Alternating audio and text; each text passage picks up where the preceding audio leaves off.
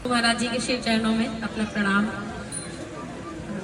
निवेदन करती हूँ और राम जी और नीरज जी महाराज जी को भी प्रणाम और हमारे गांव के सभी चाचा काका सब पधारे, भौजी भैया सब लोग खूब अच्छा लगा। सब लोग खूब अच्छे से इकट्ठे हुए। भैया का भागवत कराने का उद्देश्य यही था कि सब लोग इसी तरीके से इकट्ठे होंगे किसी सब उससे तो और एक प्रेम और एक अपना आपस का सामंजस्य और बढ़ेगा। और सबसे पहले तो यही कहूंगी, गुरु गोविंद दो ही खड़े काके लागू पाए, बलिहारी गुरु आपके गोविंद यू बताए। गुरु जी के माध्यम से ही हमारे गुरु जो होते हैं यही हमको बताते हैं कि ईश्वर का रूप कैसा है और ईश्वर कैसा होता है। ईश्वर तो हम सभी जानते हैं ईश्वर कैसा है, पर हमारे गुरु हमको जब समझाते हैं तब हमको सही तरीके से ईश्वर की पूजा अर्चना और गुरु के बारे में, ईश्वर के बारे में सारी जानकारी हमको सही तरीके से होती है। और श्रीमान मधुर जी महाराज की मधुर वाणी से जो हमने भागवत कथा का रसपान किया और मुझे तो लगता ताउम्र हमें याद रहेगा और हम चाहेंगे कि बार बार गुरु जी के श्रीमुख से इतनी सुमधुर भागवत हम बार बार भागवत का आनंद लेते रहे और हमेशा उनका आशीर्वाद हमको मिलता रहे। और फिर से मैं महाराज जी के चरणों में प्रणाम, जोरदार ताली बजा करके स्वागत करें। और गुरु जी मधुर महाराज जी ने इस 7 दिनों में जो आप सबको बांध के रखा, हम सबको जोड़ के रखा और इस जगह पर यह पवित्र काल संपन्न हुआ, इसके लिए मैं महाराज जी का बहुत आभारी हूँ। और यह स्थान जो हमारे पूर्वजों का है और हम सब यहाँ पर जो हमारा घर है डी है और हम इसको ऐसा रखना चाहते थे कि यह इस समाज के, इस गांव के काम आए। एक ऐसा कार्य हमने यहाँ सब आप लोगों के सहयोग से शुरू किया है कि यह इस स्थान को और यहाँ के समाज को, आसपास के गांव को बहुत आगे तक ले जाए और यहाँ के बच्चे पढ़ लिख कर बहुत इस गांव का, अपने माँ बाप का, इस जगह का नाम रोशन करें। और यह आप लोगों के लिए एक जगह व आने वाली पीढ़ी के लिए यहाँ यह स्थान बने। और इस सब के लिए मैं गाँव वालों ने जो सहयोग दिया, इस कार्यक्रम में शामिल हुए, आप सबका आभारी हूँ। और यह इस कार्यक्रम के कारण हमारा पूरा परिवार यहाँ एकत्र हुआ, आप सब एकत्र हुए, आपसे संबंध हुआ, यह हमारे लिए बहुत बड़ी बात है। ताली बजाकर स्वागत करें। अब मैं इस पुण्य आयोजन में श्री राधे कृष्ण को सबसे पहले प्रणाम करते हुए, श्रीमद् भागवत पुराण को प्रणाम करके, फिर श्री पंडित जी को प्रणाम करते हुए और सभी बड़ों के आशीर्वाद से मैं सबसे पहले अपने हमारे परिवारजनों का एक बार मैं नाम स्मरण करना चाहती हूँ। हमारे दादाजी स्वर्गीय श्री पुत्तीलाल मिश्र, दादी श्रीमती रामरती मिश्र, जिनके बड़े पुत्र श्री हरदेव दत्त मदन मिश्र और जिन पत्नी मतलब हमारी माँ श्रीमती सुमन किरण मिश्रा, उनके मंझले पुत्र स्वर्गीय शंभू दत्त सदन मिश्र और जिनकी पत्नी हमारी चाची श्रीमती कुसुम मिश्रा, जिनके पुत्र थे स्वर्गीय आलोक मिश्रा और हमारे दादी दादाजी के छोटे पुत्र श्री भवदत्त पदम मिश्र और चाची हमारी स्वर्गीय श्रीमती पद्मिनी मिश्र, जिनके एक पुत्र और 2 पुत्रियां हैं। और ये जो शाला का निर्माण कार्य हुआ है वो हमारी परिवार, हमारे पिताजी के बहू स्वर्गीय श्रीमती प्रथमेश मिश्रा के नाम से समिति और फाउंडेशन के सहयोग से निर्माण हुआ है, जिसके लिए हम सभी आज फिर आप सभी से आग्रह करते हैं कि शुभकामनाएं करिए कि ये स्कूल आगे तक बढ़ता रहे और कक्षा 12वीं तक चलता रहे।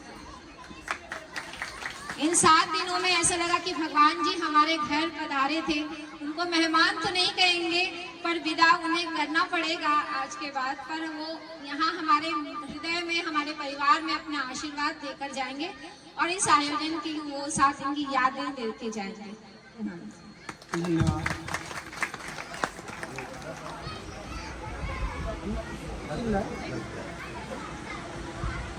पत्नी ने कहा, मुझे भी गांव वालों से मिलकर इतना अच्छा लगा। काफ़ी साल बाद मैं यहाँ आया। पहले भी जब मैं आया था तो आप लोगों से भेंट हुई थी, बहुत अच्छी बातें हुई थी, ऐसी आप लोगों का स्नेह था। आप लोगों का ये संस्कृति जो देखता हूँ मैं गाँव की, उसको देख के तो ऐसा लगता है कि गांव में बस जाए ज़्यादा अच्छा है। शहर उधर में ये सब नहीं होता। आप लोग इतने अच्छे लोग हो और ईश्वर आप लोगों को ऐसे ही रखे और पंडित जी ऐसे हमको कथा सुनाते रहे। मैं ये चाहता हूँ आज के आनंद की, कल के आनंद की जय हो और ऐसे ही भागवत गीता हमको सुनने का मौका मिले आप लोगों के माध्यम से, हम ऐसा सोचते हैं। बहुत बहुत धन्यवाद पंडित जी। जोरदार ताली बजा करके स्वागत करें। सब लोगों को राम राम। राम राम। कैसा लगा आप लोगों को? आप लोग बताइए। बहुत अच्छा है ना। ये सारा सब कुछ प्लानिंग हमारे दादा भैया की थी, है ना। उनका बहुत मन था कि अपने स्कूल में, अपने गांव में कुछ ऐसा कार्यक्रम हो, सारे लोग इकट्ठे हों, लेकिन हमारे गांव वालों की व्यस्तताओं के चलते थोड़ा आखिरी सभी लोग आए, लेकिन बहुत मन को शांति मिल रही है।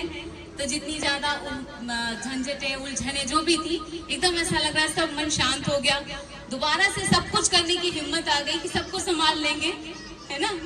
और बस इसी तरह भगवान का आशीर्वाद बना रहे और मधुर जी महाराज की उपस्थिति से, नर्मदा जी के आशीर्वाद से ये कार्यक्रम बहुत ही सफलतापूर्वक संपन्न हो गया, है ना। इसके लिए हम माँ नर्मदा को धन्यवाद देते हैं और आप सभी लोगों का भी धन्यवाद भाई। सभी लोगों ने समय निकाला, हमारे दीदी जिया जी लोग, मामा लोग, मामी लोग, हमारा पूरा परिवार इतनी दूर से आ गए, है ना, कैसी कैसी व्यवस्थाओं से। और उन्हीं लोगों के लिए आयोजन था दादा भैया के लिए की तरफ से कि सारा कुटुंब हमारा इकट्ठा हो, हमारे गाँव वाले इकट्ठे हो। तो बहुत खुशी हो रही है, बहुत अच्छा लग रहा है, सब कुछ बहुत अच्छे से संपन्न हो गया। धन्यवाद। ताली बजाएं। बहुत सालों बाद मुझे लगता है जैसे मैं गांव आई हूँ और सब को देखकर, सबके साथ रहकर, भागवत कथा में मैं सबसे अंतिम में पहुंची हूँ, पर मन इतना ज्यादा खुश हुआ, इतना ज्यादा आनंद से भर गया कि लगा कि मैं यहीं की हूँ, मैं यहीं रहती हूँ हमेशा से। और माँ नर्मदा का आशीर्वाद हम सब पे हमेशा बना रहा। हमारा परिवार, हमारा ये इतना बड़ा सब कुछ मतलब इतने अच्छे से हुआ। आप लोगों को देखकर, आप लोगों से मिलकर मन बहुत अच्छा लगा। बहुत आप सबको बहुत बहुत मेरा प्रणाम, सबको बहुत बहुत सारा प्यार भी, क्योंकि ये गांव हमारी आत्मा में बसा है, माँ नर्मदा हमारे जीवन में है। और महाराज जी की कथा सुनकर तो हम मतलब तर गए, ऐसा लगा। हमारा पूरा परिवार, हमारे पूरे पूर्वज, सबका आशीर्वाद सबको, हम सबको मिला है और उन सब के आशीर्वाद से ये कथा हुई है। ऐसा लगता है भगवान हमारे मतलब इतनी बड़ी कृपा हुई है हमारे परिवार पर कि ये भागवत कथा का आयोजन हुआ है। तो आप सब लोग ऐसे ही प्यार बनाए रखें। हम सबका, आप सबको, पूरे गांव वासियों को सादर प्रणाम है। बहुत बहुत प्रणाम। महाराज जी आपको बहुत प्रणाम। सभी को मैं अपना प्रणाम करता हूँ। और करीब 12 साल बाद गांव आया हूँ और पहले बहुत छोटे में आया था तो उतने अच्छे से याद नहीं है, पर अब मुझे बहुत अच्छे से याद रहेगा जो मैं अनुभव किया पिछले 3-4 दिन और मुझे बहुत अच्छा लगा। भागवत कथा मेरे जीवन की पहली भागवत कथा है और इसे सुनने के बाद, महाराज जी को सुनने के बाद मुझे ऐसा लगता है मुझे बार बार सुनते रहना चाहिए। मुझे बहुत अच्छा लगा और मैं महाराज जी का बहुत धन्यवाद देता हूँ कि हमें इतने अच्छे अनुभव के साथ साझा किया हमने। और आप सभी का बहुत बहुत शुक्रिया कि आप सब आए। गांव वालों का भी मैं तहे दिल से धन्यवाद देता हूँ। बहुत अच्छा गांव, बहुत खूबसूरत गांव है, मुझे बहुत अच्छा लगा।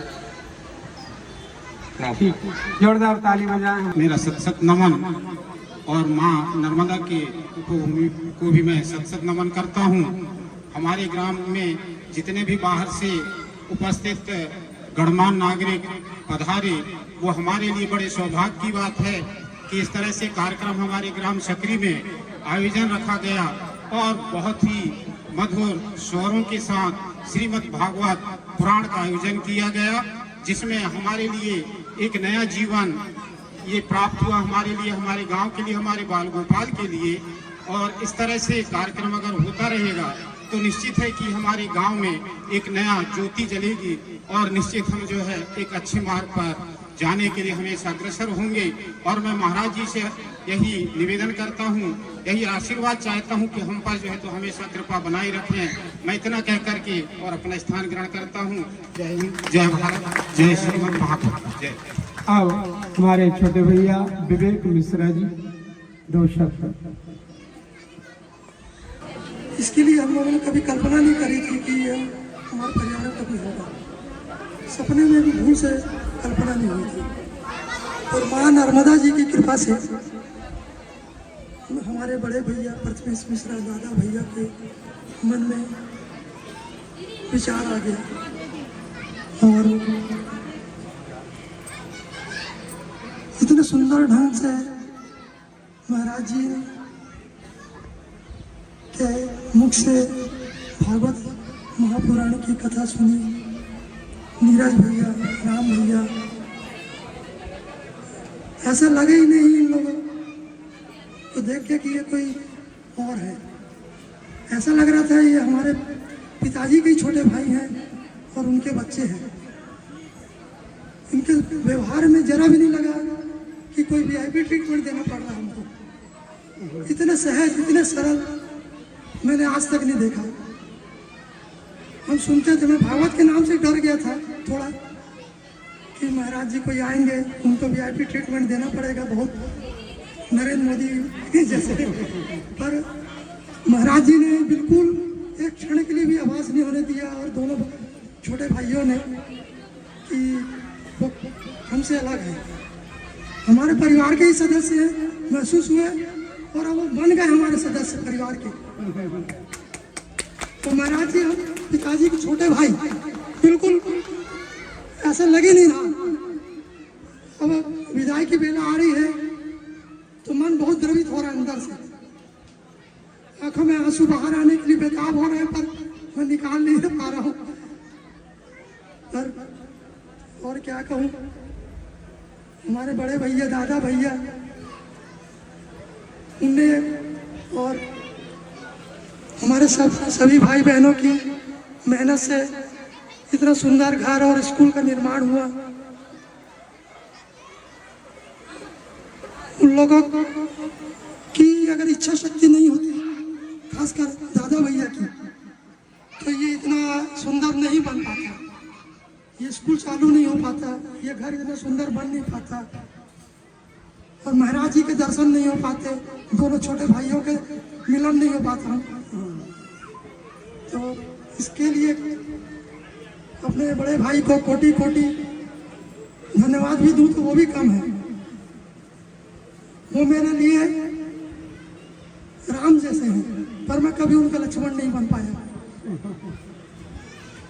बस माँ मेरे पर इतनी कृपा बनाए रखे और महाराज जी कि मैं अपने भाई बहनों की, माता पिता की, अपने जीवन की आखिरी सांस तक सेवा करता रहूं, गुरु की सेवा करता रहूं, बस और कुछ नहीं चाहिए मुझे। विवेक भैया कह रहे हैं कि मैं लक्ष्मण नहीं बन पाया और हमारे भाव से अगर कोई देखे हमारी नजरों से तो भाई के लिए वो लक्ष्मण है और माता पिता के लिए श्रवण कुमार है।